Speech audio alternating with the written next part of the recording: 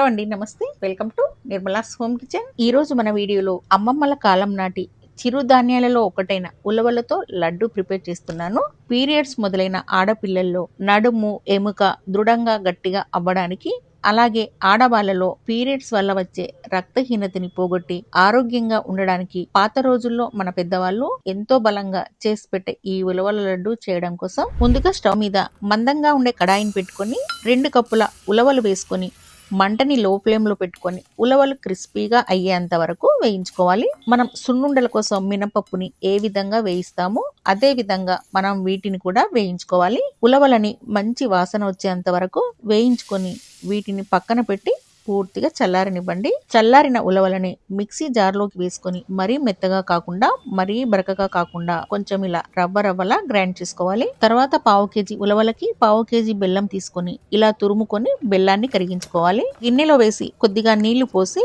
ఈ బెల్లాన్ని కరిగించుకోవాలి. బెల్లం ఇలా కరిగిన తర్వాత దీన్ని కడాయిలోకి వడగట్టుకోవాలి. ఏమైనా నలకల్ లాంటివి ఏమైనా ఉంటే పోతాయి. ఇలా వడగట్టుకున్న ఈ బెల్లం నీళ్ళని ఒక 2 నిమిషాలు ఉడికించుకుంటే సరిపోతుంది. ఎలాంటి పాకంతో పని లేదు. ఇప్పుడు కొంచెం యాలకుల పొడిని వేసి స్టవ్ ఆఫ్ చేసి మనం రెడీ చేసి పెట్టుకున్న ఉలవల పొడిని వేసి బాగా కలుపుకోవాలి.